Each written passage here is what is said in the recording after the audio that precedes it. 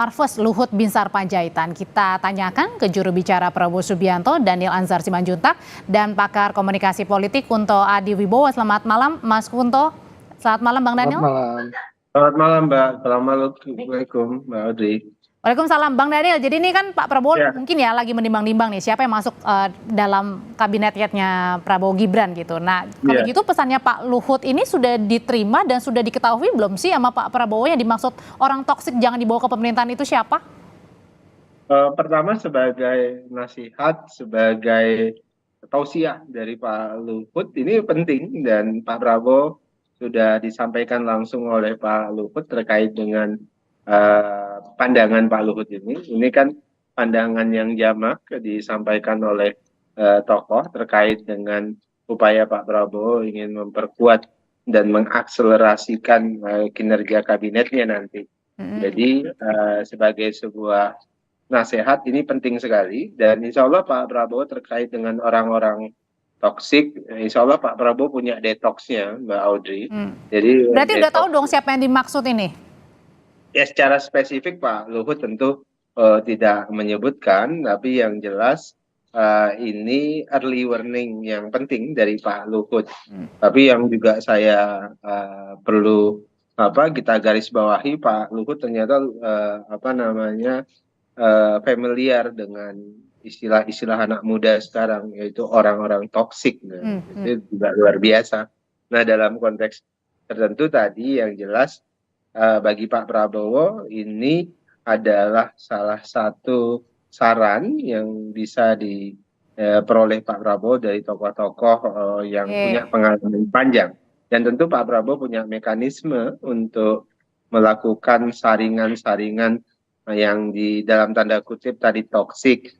Nah, Pak Prabowo dalam proses penjaringan anggota kabinetnya tentu melalui mekanisme, saya sering sebutnya dua syarat utama kabinet Pak Prabowo, yaitu pertama adalah integritas, kemudian kedua adalah kompetensi, selain tentu payung besarnya bersepakat dan bersetuju dengan visi misi yang dibawa oleh Pak jadi Prabowo. Artinya selaras ya, sejalan dengan Pak Prabowo ya visi misinya ya, Bang. Betul.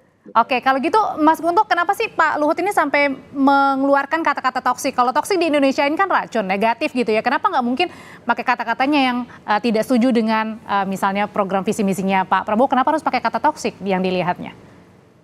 Karena menurut saya lebih dari sekedar tidak setuju, karena juga merujuk pada misalnya kinerja dan juga merujuk pada nilai-nilai yang dia anut gitu, Mbak.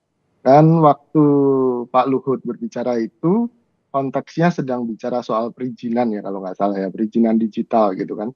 Dan coba kita cermati saja siapa yang pernah bermasalah dengan Pak Luhut di isu perizinan gitu kan.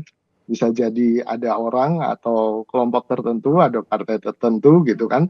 Tapi ini jadi interpretasinya jadi liar memang, Mbak. Gitu. Dan menurut saya butuh kejelasan dari Pak Luhut sendiri siapa yang dimaksud gitu. Kalau enggak kan ini bisa jadi quiz giveaway yang saya nggak tahu hadiahnya apa nanti. Mungkin lebih ke orang, ke parpol, apa ke organisasi atau kemana ini? Ya kalau Bang Daniel aja nggak tahu atau nggak mau mengungkapkan, apalagi saya kan gitu. Jadi kalau menurut saya kan memang kalau ini main tebak-tebakan, saya tadi cluenya adalah soal perizinan, dan ini bisa jadi partai, bisa jadi orang, bisa jadi kelompok gitu kan. Karena beberapa pernyataan dari tokoh, misalnya dari Bang Habibur Rahman sendiri di Gerindra, ini nyerempet-nyerempet soal relawan kan gitu kan.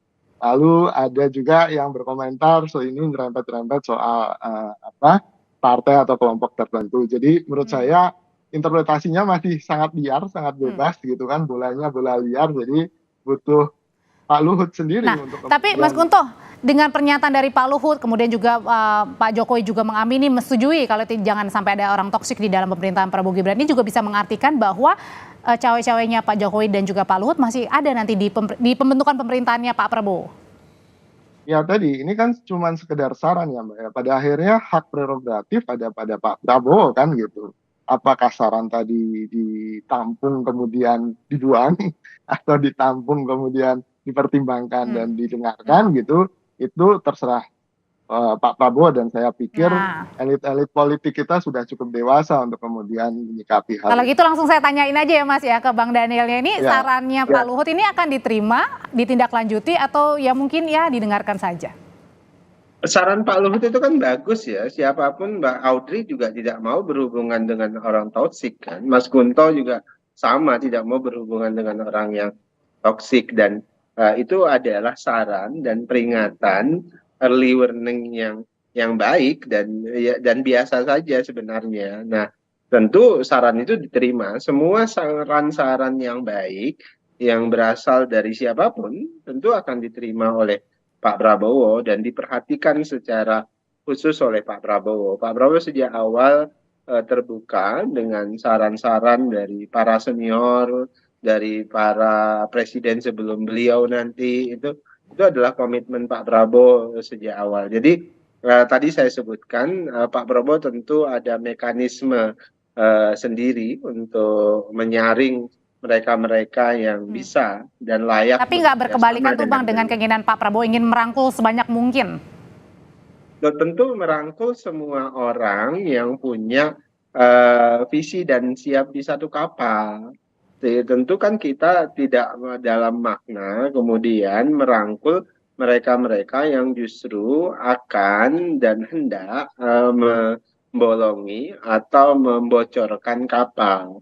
Itu hal yang sederhana saja. Jadi jangan memaknainya justru kalau kemudian orang, kelompok atau pihak itu tidak bersedia dalam satu kapal dipimpin oleh kapten kapal yang bernama Prabowo Subianto, ya dia pasti tidak diangkut dan tidak diajak di kapal tersebut. Jadi dan itu yang tadi mungkin dimaknai oleh yang dimaksud oleh Pak Luhut, jangan sampai orang toksik itu merusak kerja, menjadi Oke. beban kerja, kemudian justru membolongi kapal yang harusnya bisa lebih cepat, tapi karena dibolongi dia jadi lambat karena beban-beban itu tadi.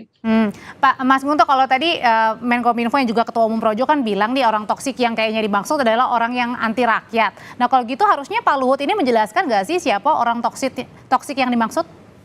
Iya, paling tidak definisi ya Mbak ya.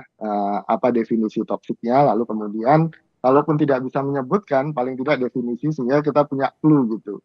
Siapa kira-kira yang dimaksud. Tapi mungkin Pak Luhut juga merasa tidak berkepentingan untuk menjelaskan ke publik karena pesannya lebih ke Pak Prabowo kan gitu. Selama Pak Prabowo paham, Pak Prabowo tahu secara komunikasi, ya pesan Pak Luhut sudah tersampaikan gitu. Cuma kalau kita lihat kan masalah politik ini tentu punya problem dengan motif, dan ya itu tadi merangkul itu kan punya konsekuensi pasti.